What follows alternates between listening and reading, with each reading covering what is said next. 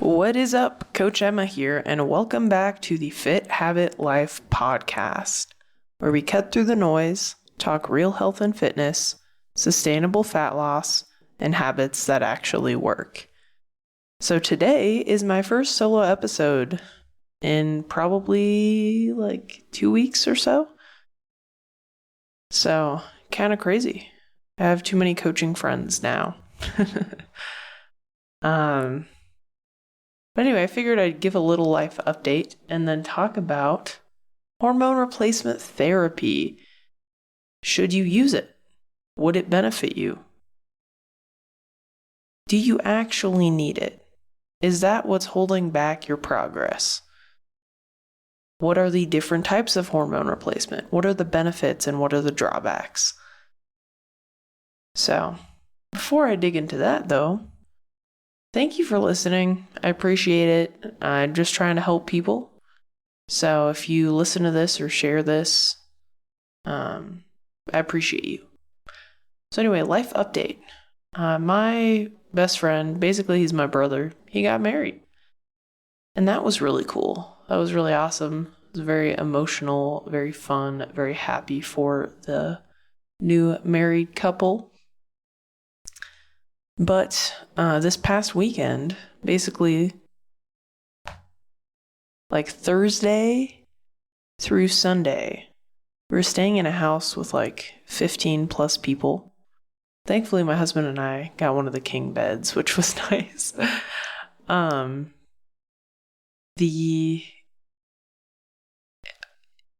went to bed probably at 11 p.m. every night, so I did not stay up as late as everybody else. But my body wakes me up at 5. So I was getting like 6 hours of sleep, 5 to 6 hours of sleep. And the days were very long. This was like a big deal wedding. So being a bridesmaid, there was a lot of things that we had to do. So we had to drive around, be up early, especially the day of the wedding. For those of you who haven't been a part of a like fancy wedding and stuff, usually getting ready starts at like 7 or 8 a.m. And by getting ready, I mean people are like putting makeup on your face and stuff. So as fun as that was, I've been pretty exhausted. And on top of that, I'm in a calorie deficit this week now, and my menstrual cycle's starting soon. So I have been so exhausted that even going to work out has been a struggle bus for me. Like I've been really struggling. I had to take the day off yesterday. I was so tired. It was insane. So anyway, social jet lag is real. I did not drink a lick of alcohol, and I felt like jet lagged and hungover Monday and Tuesday. I'm feeling better today, still exhausted, but I was able to train, and I did pretty well, all things considered. I hit 4 chin-ups with 4-second eccentric. Basically, it's like lowering yourself down for 4 seconds. So that's pretty badass. So, anyway, we didn't drink, my husband didn't either, because we're still doing our gut health protocol. So if you have gut issues and you drink alcohol regularly, that is your problem. You're killing all the good bacteria in your gut every time you drink alcohol. There are ways to mitigate that, and I'm not saying you should never drink, but if your gut is fucked up, stop drinking alcohol. So yeah, that's my little life update. I'm in a cut. It's been going pretty well during the wedding. So I will say too, when I have events like that, they're like once a year. I'm not tracking my food. I'm trying to stay active. So I think I got 10,000 steps or more every day. The day of the wedding, I didn't wear my watch, but I danced like a maniac. So I totally burned hella calories and got hella steps. But I didn't track anything. I was very mindful in my decisions. And I think oftentimes what happens in those situations is people will go off the rails. They like won't track anything. And they'll overindulge and eat a bunch of crap. I did not do that. I ate like 3 meals a day. Something I did do, which I highly recommend, is I walked to the gas station and I had a Spilt, which is like a 20-gram protein caffeinated beverage, and a Core Power, like the elite one, that's like 42 grams of protein. So every day I started with like 60 grams of protein, and getting another like 100 is like pretty easy if you have 2 meals. So doing that, and then sticking to eating my protein and vegetables first to make sure I get fiber and I'm fuller. So protein and vegetables are very filling. So if you're eating those first, it's going to be really hard to overindulge on the sweet treats. I did have desserts. I had a big piece of wedding cake. I had some apple pie bread pudding on the night of the rehearsal dinner. And my weight was down. And it's because I didn't eat like an asshole. I didn't allow the me not tracking to spiral into me overindulging and overconsuming. I got my trainings in earlier this week. So I knocked them out by Thursday morning so that this weekend I could relax and be present and partake in all of the festivities. And I think this is like, people think if you're not on, you're off. It's like, no, I was still showing up for myself and my health. I'd say the biggest thing that I goofed on was the sleep. Like, that didn't help anything. But because I'm mindful about my food choices, I'm mindful about getting some movement in. And I'm not like overdoing it with the calories and stuff. Like, there were some people at the house that bought like snacks, and it's like we'd get back at 9 and they'd start snacking on chips or eating big bowls of ice cream. And I'm like, what? Why? We just ate a shit ton of like delicious food. Why are you going to eat some crappy stuff?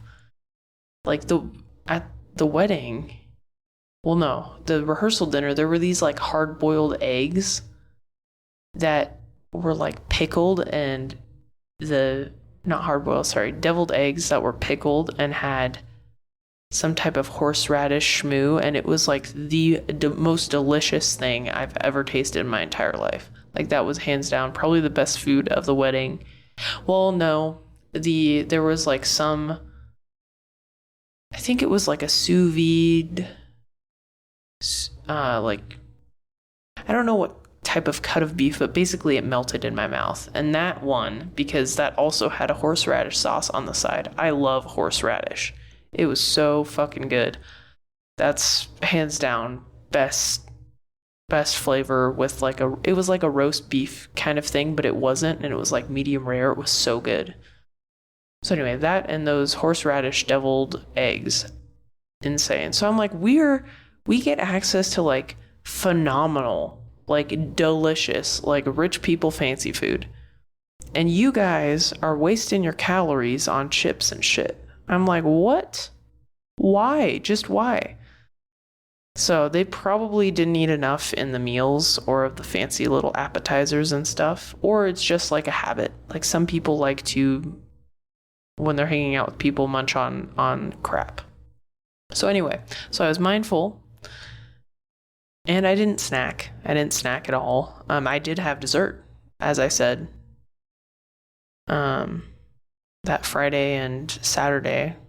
Like, I had a pretty big piece of cake. Not gonna lie, it was delicious. I love frosting. So, but because I stuck to my stuff, I got my steps in, I didn't overindulge on the other meals, my weight was down on Tuesday. I did not weigh myself Monday. I was bloated. It's hard to go to the bathroom when you share a house with 15 people and there's only like 2 restrooms. So I was having difficulty with my bowel movements, but now we're back to the regular schedule, regular sleep schedule, regular meal routines. So I'm feeling good. Anyway, that's my life update. Things are going well. Training's going well, except for the being just exhausted. But anyway, I'm moving past that, and I'm definitely gonna get to bed earlier the next couple days to help. I've been doing that, but it was tough because I was going to bed later there. It was tough to adjust back to it. But anyway, what we're really here to talk about is hormone replacement therapy, testosterone replacement therapy. Do you need it? So, there's really the biggest indicator is age and symptoms. So, usually, if you're over the age of 40 for the most part, maybe 50 if you're lucky, and you're having trouble sleeping, you have low libido, and that's not normal for you. Actually, low libido should not be normal in general, but if you're having lower levels of libido, your energy levels have kind of tanked, you're more moody than you were before, you've noticed you're not performing as well or recovering as well in the gym, you have brain fog and you struggle concentrating and you never did before.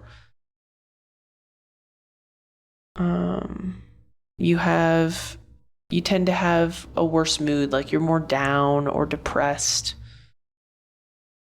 And nothing in your life has changed. This is like to caveat, like obviously if someone passed away or you had big life changes, those can impact a lot of these things. But if nothing in your life has changed and all of a sudden you're getting a bunch of weird symptoms like that, it could even be digestive health. If your digestive health starts to change drastically, you're getting more constipated or your bowel movements aren't as regular or other things, that could also be a sign of something going wrong.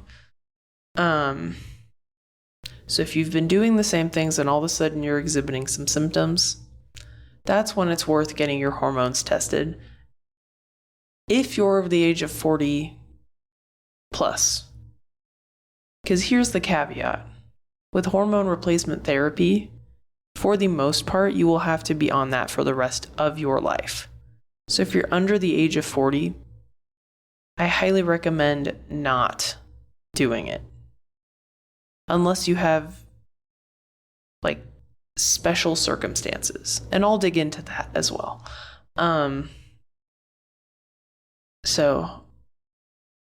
But this is another, I guess, caveat. If you're not doing the basic shit, if you're not sleeping 7 to 9 hours a night, if you're not eating a primarily whole foods diet, if you're not strength training, if you're not moving enough throughout the day, if you're not staying hydrated, no amount of hormone replacement therapy will fix your problems. It can help, but really, it's kind of a band-aid. And you might not need it if you're not doing those things. And because it is an investment financially and time-wise. If you go on hormone replacement, you will have to be on it for the rest of your life. You will have to get injections weekly or bi-weekly. You will have to, or if you're using a cream, you'll have to apply a cream every day. So it's a time investment and it's a financial investment. That shit is expensive. So I have not looked into it for myself financially. I have some clients that do need it. They're over the age of 50. They have all those symptoms and their testosterone levels are extremely low. And so that's when it's like, okay, that is worth it. It will drastically improve the quality of your life. Hormone replacement therapy in general has been shown to improve the quality of your life by reducing a lot of symptoms that are caused by lower levels of hormones. And it also reduces your risk of all sorts of diseases, including heart disease, dementia. I can't think of the other ones right now, but those two are close to home. I have family members who have suffered from both. And so just in general, your hormones impact your cognitive health, your osteoporosis. That's another one. As women are aging, their bodies produce less testosterone and estrogen, which affect your bone health, bone mineral density, and strength training can help tremendously with that. But sometimes it gets to a point where even if you're doing that, your body does not have enough of the hormones to support a healthy bone mineral density. That also hits close to home because I have family members that suffer from osteoporosis. So there's a long list of things that it affects, and I cannot think of it right now. But basically, if your hormone levels are low, and again, low is kind of subjective, but and again, off the top of my head, I cannot name that. And it depends on symptoms, your body. But if they're lower than optimal, your mortality risk, basically risk of dying early, increases drastically. And because your risk of all sorts of diseases and issues drastically increases as well. So definitely worth getting your hormones checked. But again, as I said, if you're not doing the lifestyle stuff, your hormones are going to be shitty. Your levels won't be optimal. You probably have all of these symptoms above, if not all of them, a large majority of them. And if you get the hormone replacement and you're still not doing the lifestyle things, it will not work very well. So the way I structured my coaching program, it's like first thing first, build those foundational habits. Because if your hormones are screwed up, if your gut health is screwed up, but you're not doing this basic stuff, your gut health and your hormones will continue to be suboptimal. So, and the basic stuff is the sleep, the stress. I don't even think I touched on the stress. The stress, the sleep, the nutrition, hydration, strength training, and daily movement. If you're not doing those things, then you're going to have problems. So sometimes getting blood lab work done and having a professional look at it and tell you like, hey, you have these problems. Sometimes that incentivizes people to make changes, but sometimes it makes people feel like crap and like, well, there's nothing I could do anyway. No, but there is. You can make these small lifestyle changes. And over time, they'll have massive benefits. So, point being, if you're not doing the basic shit, you don't need hormone replacement. You need to do the basic shit first.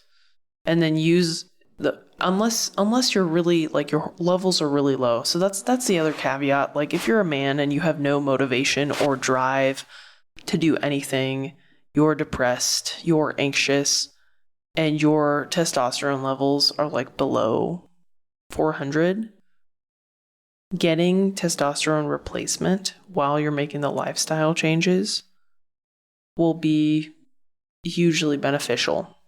The one caveat, as I said, is that you will have to be on it for the rest of your life. And there's things you can do. It can affect fertility, but you can take growth hormone can help with that. Or you can freeze some of your seeds, I guess is a good way to put it, for when you guys will be ready to conceive or whatever. But really, if you're not doing the basic shit, and if you have a very high body fat percentage, that will affect your hormones as well. And so, especially men, like with a higher body fat percentage, usually You will have lower levels of testosterone because estrogen is stored in body fat. And so the higher levels of body fat you have, the higher levels of estrogen. And so that affects your overall testosterone levels. So anyway, another caveat. If your gut health is very poor, like you have digestive issues, you have poor skin, you get your labs done and your testosterone isn't like below 300, and you're under the age of 40, then you may be having some gut issues. And so anecdotally, my husband's 27. If you've listened to What Happened to Joe, you know what happened to him. But basically, he has gut dysbiosis, and that affects your testosterone levels. We've gone to many doctors, many quote-unquote functional doctors, many quote-unquote holistic hormone doctors, and he's 27, and they wanted to put him on testosterone replacement therapy. But his hormones weren't hypogonadal. Like, basically, usually hypogonadal is like below 300, maybe even below 200. So I've had some clients that are well below 300, and it's like, okay, given their age and given they're doing all the basic things, that's when introducing hormone replacement therapy would be really beneficial. My husband's levels were like 450, 500, so not optimal. Optimal for most men is like 800 to 1100. But really low for him, and we thought his testosterone was affecting his brain health and sleep quality and all these things, or the sleep quality was affecting the testosterone, which was affecting the cognitive function and all this stuff, but really it was his gut health. And so had we started hormone replacement, it wouldn't have fixed the problem, right? Because the problem was his gut health. And in fact, it could have, if we want to have children in the future, it would have made it a lot more difficult to conceive. It would have cost us a lot of money financially, given we're 27. If we're living till, let's say, 80. Hopefully more than that, but let's say 80. That's another like 50 years of paying for that shit. So, anyway, if your lifestyle is not optimal, you're going to have problems. But if it is optimal and you're still having some symptoms, I recommend looking at your gut health, because that impacts your metabolism, that impacts your hormone levels, it impacts your energy levels. And a lot of the symptoms that are synonymous with like hormones being out of whack could also indicate gut health issues. So like I was saying, my husband has brain fog. He's got chronic fatigue. He's got low energy. He sometimes has low motivation. Those are due to his gut health issues, because the gut health does impact the testosterone. But then he also had issues like he has some skin issues, and skin issues are indicative of a gut health problem. So, and obviously if you have digestive issues, by digestive issues I mean constant bloating, loose or very pebbly stool, so like diarrhea to like pebbles, constipation, flatulence. Gas is normal every once in a while, but like extremely stinky flatulence, that's not normal. That's a red flag. There's something going on with your gut health. Constant hunger, like even if you're eating a lot, but you still feel pretty hungry all the time. There's a lot of things that could be parasite, could be lack of digestive enzyme production by your pancreas. So anyway, there's a lot of symptoms of gut health. And sometimes people think it's hormones, but really your gut affects your hormones, it affects your metabolism. So anyway, so basically steps, phase 1, lifestyle habits, because those affect your gut health and your hormones. Phase 2, still having symptoms, gut health. Try to optimize that, see if anything's wrong. And then if you've done all of that and you feel like you've healed your gut, you've optimized your lifestyle, and you're still exhibiting symptoms, that's when getting another set of labs drawn to see where your hormones are at could be greatly beneficial and could greatly improve your results and your quality of life. So I want to say I'm not against hormone replacement therapy. As I've stated, I have a lot of clients on it because they need it. What I'm against is the overprescription of hormone replacement therapy, which is rampant. Why? Because you can make a lot of money off of it. And I'm tired of people under the age of 40 being prescribed it without looking at their gut health, without looking at their lifestyle. It's absurd, really. There's a lot of things you can do to optimize your hormones without having to pay for weekly injections or pellet insertions or creams. There's a lot that can be done. And that comes to the kind of, I guess, more like what types of hormone replacement are there? And there are 3 that are most widely used. And I'll kind of describe them briefly and describe which ones I generally recommend for my clients and why. So if you've done the basic shit, you've healed your gut and you're still having problems, hormone replacement could be greatly beneficial. And here are the 3 that are most common. So one is especially in Utah, the pellets. They're nice because you just go in as a man like every 6 months, or as a woman every 4 months, and you get pellets inserted into usually it's like subcutaneously, like into your body fat, so your body can absorb the hormones. Biggest problem with this is if you're very active, your body will metabolize it as quickly as it would like. And so I've had clients whose hormones were way too high, like testosterone in the 1500s. That is not healthy. And again, more is not better for most things. There is a right dose. There is a range. And there is too low and too high. And you want to be in the sweet spot. And that's the problem with the pellets. It's really hard to get them to a sweet spot. It's like you get them inserted, you feel really good because your hormones are like way up there, and then you get a drastic dip. You cannot stabilize them. There's companies that claim, we have a proprietary mechanism that allows it to release slowly. And it's like, no, I've had clients get their blood work done and it's like their hormones are way too high. So, false. Pellets, don't recommend anymore.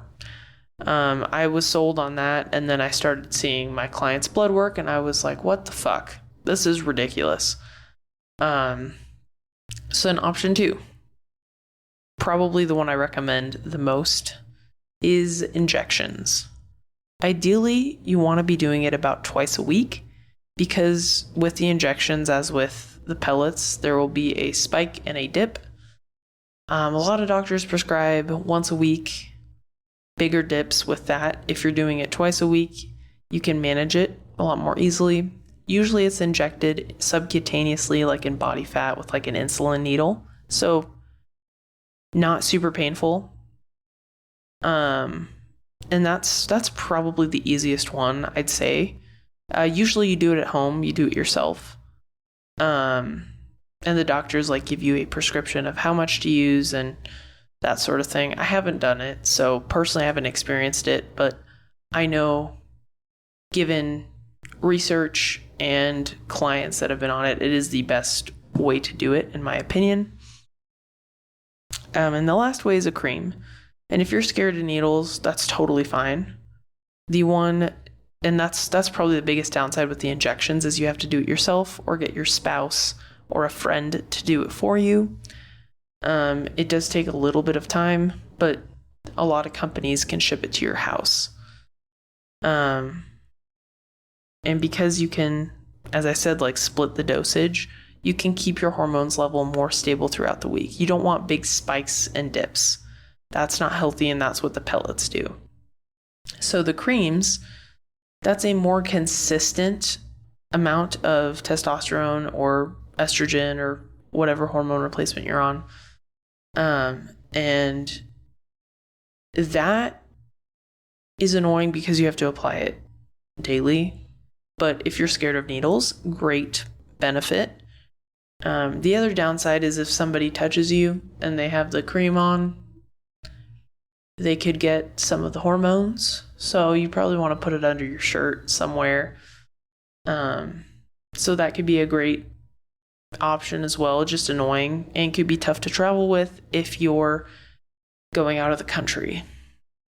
I mean, same with the needles, right? The pellets are the easiest for travel, and they're less, you have less to think about too. It's like 2 to 4 times a year versus every week or every day.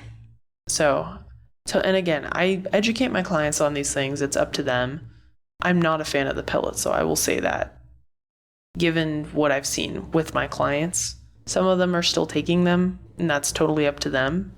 But I just want to educate them on that.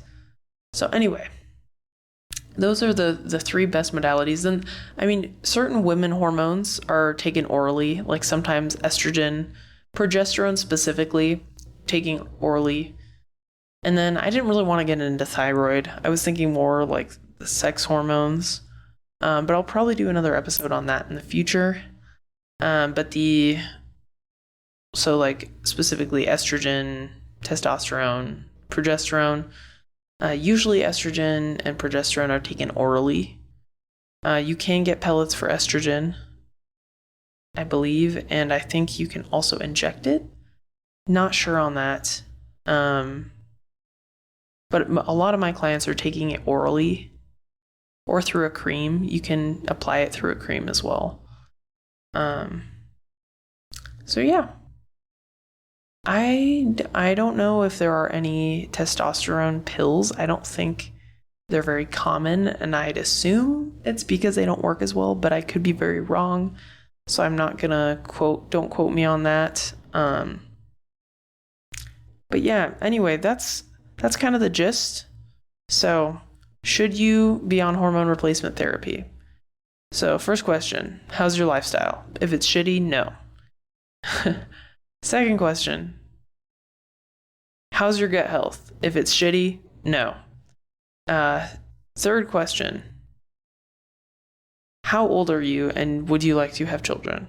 Because, as I said, it could impact your fertility. And you will have to be on it for the rest of your life.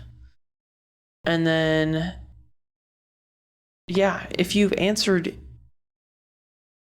like, yes, my lifestyle is optimal, yes, my gut health is optimal, I'm at a place where I'm open to doing that because I still have these symptoms, then totally worth doing. Really, it can be a huge game changer for quality of life. And so I'm very, very pro hormone replacement therapy. I'm just anti, I guess, poor. There's just a lot of people that do it wrong. And so it really drives me bonkers. Like trying to prescribe a 27-year-old hormone replacement therapy is unethical, in my opinion. And I don't think there's enough education about why that is, especially where I live in Utah. It's very, very common. There's a lot of med spas that do it. So anyway, that's the gist. And I'm not against it. It's just if it fits the person. And anyway, thank you for listening. If this resonated with you, please like, share, rate the podcast. This helps get this info in front of more people. And if you're at a point in your life where like, hey, like I think I might need this, and you'd like to do a consult to get my opinion on it, just hit me up either via Instagram or click the link below. We can set up a time to chat, and that way, you can get more feedback because you might be ready or there might be other things you can do to optimize. So anyway, thank you for listening, and I'll catch you on the next one. Peace.